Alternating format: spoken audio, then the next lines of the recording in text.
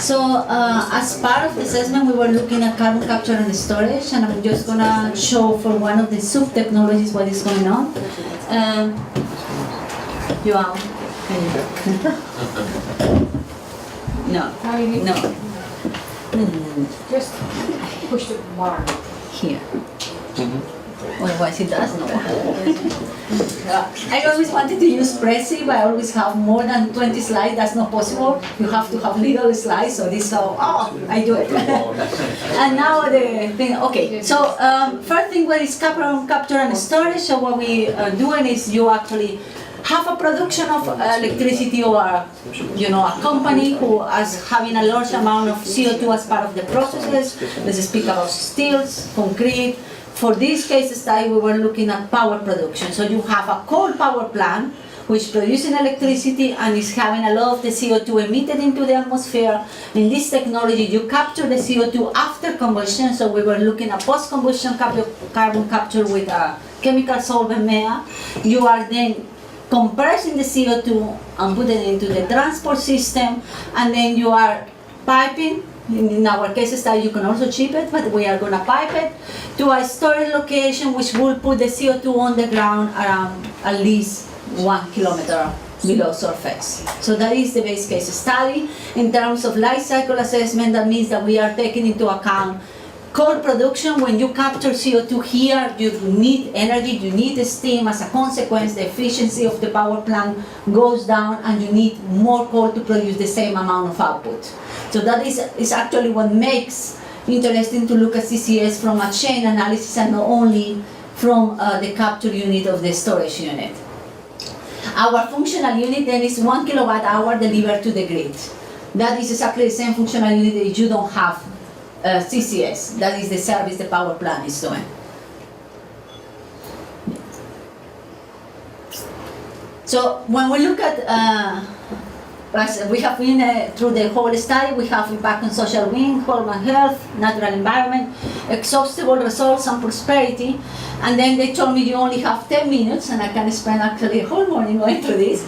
So I'm not going to go through all of them. I choose only actually three, two in depth and one in less depth, and the rest of course can be found in the deliverable, otherwise we don't have time to dig into it. So impacting the natural environment.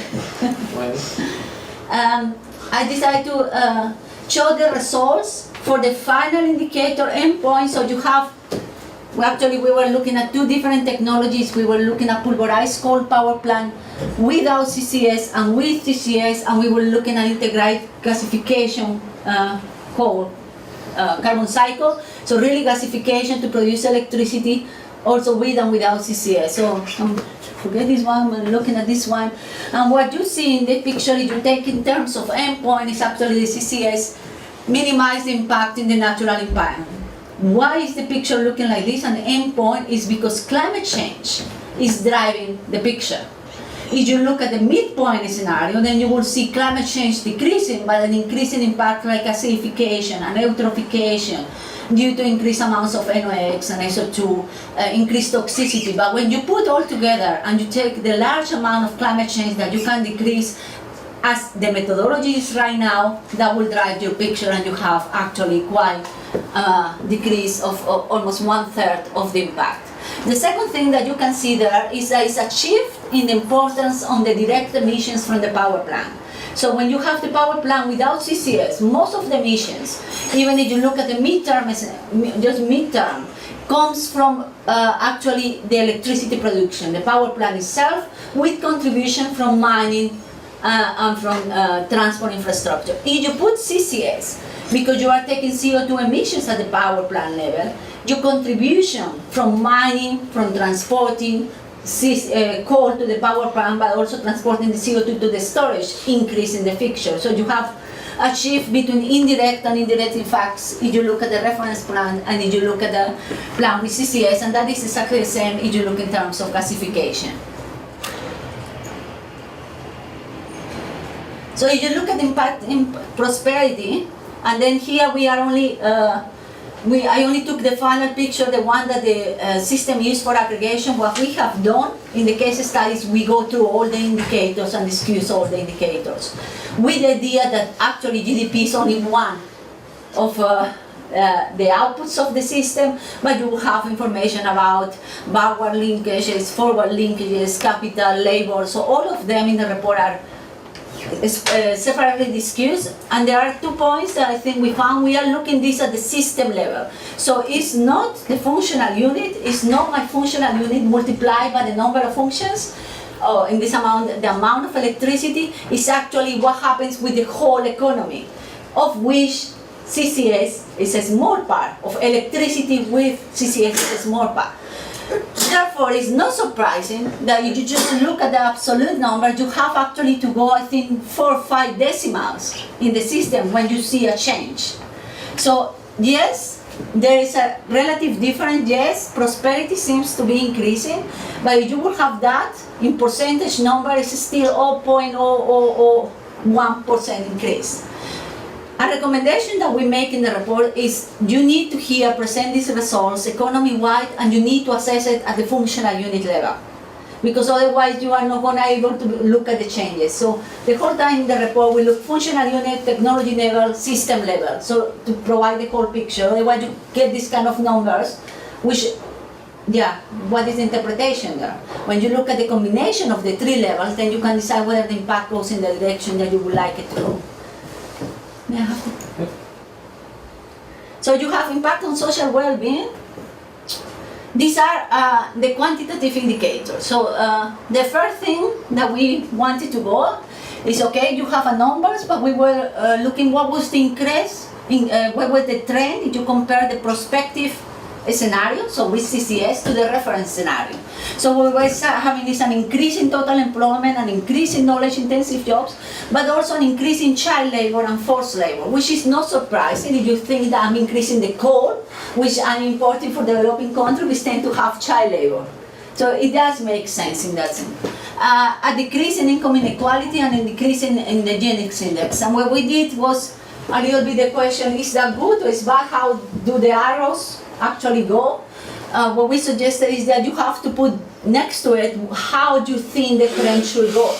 In our case, from a discussion and in pursuit, we decide total employment ideally should increase, knowledge intensive job increase, child labor decrease, forced labor decrease, and this one decrease. So actually, you see the problem for us come mainly in this region on child labor and forced labor.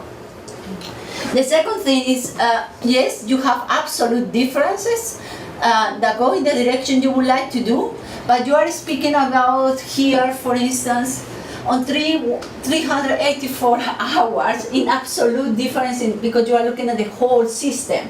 So the numbers per se, when you look at the system level, are really difficult to interpret because of the small contribution of a technology and the whole economy.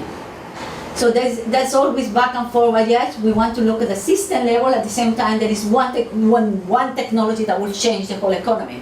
Actually, that would be surprising. So those are things to take into account. Yeah. Then, what are our flags? So we look at all the different methodologies. So it was risk perception using the psychometric perception. We did a little survey with 50 people to try to understand where will they put CO2 capture related to other risks, or CO2 storage, CO2 underground storage, CO2 transport. And based on that, we say, yeah, there is concerns, and that we have to be very careful with the language you use. There is concerns that implementation of the technology can have an influence on risk perception, and that's also what we see from the demos projects. It's not always the case. There are demos who have been turned down with public opposition. There are demos, for instance, the one in Canada, who is going through without any problem. Why? Because risk perception is an issue of management. When I am contacting the community, what am I telling the community? Is it a consortium? Am I trusted? Is there any compensation? Do they say the benefit of the option? That's not something that you actually can say here. You just can say there is an issue, and you, user, if you are a power company, that's something you need to act on time. So in that terms, the flagging is, do not forget they can have issues there.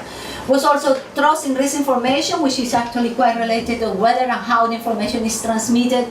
Stakeholder involvement, do I believe the decision-making process was a clear, transparent one? Do I believe the people who decide to put CCS had my best interest in mind? And you can imagine that from here, for the whole world, it doesn't be difficult, but you can look at it and look at the literature and look at analogous technologies, almost, and try to see whether or not there are issues for concern and long-term control functions that comes also together. So we are having essays, it's 2-3 pages essay, actually providing a discussion on why is or not a concern, and that is the information that we'll bring into the last final picture.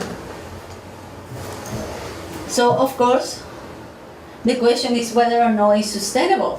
And I need to click again. We have a little bit of the same issue. There are several issues that we have. One of was these all values are normalized. And these are reference perspective, the absolute difference, or I think in person years. But there is a huge difference on the scales. And that draws your picture a little bit that prosperity, again, will kind of lead the final result if you just do a weighted average, for instance. So what we have opted right now in the report, and we did try several things, we aggregate and disaggregated, we decided actually to present the 5 values without the figure because of the problem of scales. Make quite clear where was positive in total, where was negative, where there were concerns. This of course is negative because it's a coal power plant, so it's extracting extra coal, so this is negative, but if you add all of them in a weighted average, it would be positive. So I think it goes beyond saying if I just say yes, it's sustainable. It's not the answer we're looking for.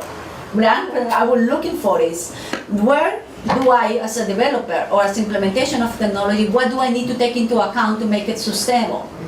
That is the question. If the question is 300, there is the bad answer. So what I will say, you have to take trust and risk information into account. You have to make certain that child labor goes down. You have to make certain that forced labor goes down. In general, this works out in a carbon-constrained world. One more. So prosperity increase here because in our scenario, we assume we want to decrease CO2 emissions and there is a tax to decrease CO2 emissions.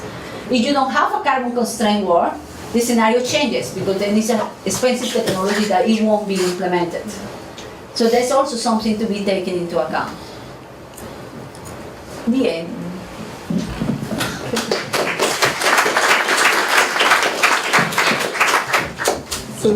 Advance the next one. Thank you very much. We are already a bit late. I again would like to remind you, discussion we can do afterwards. If there's a very quick question of understanding, we can accommodate it. Very quick. Quick clarification. Thank you. Can you hear me? Okay, great. And it's just clarification. I'm just wondering if the whole time you are comparing the reference system, right, to now having this carbon capture. Yeah. So the whole time you're having the same coal production. So how can the comparison be that you are extracting more coal? No, no, it is. No, we use your reference scenario is a reference scenario and a business as usual scenario from the EA. So there is no CCS and there is a different amount of electricity coming from coal power plants.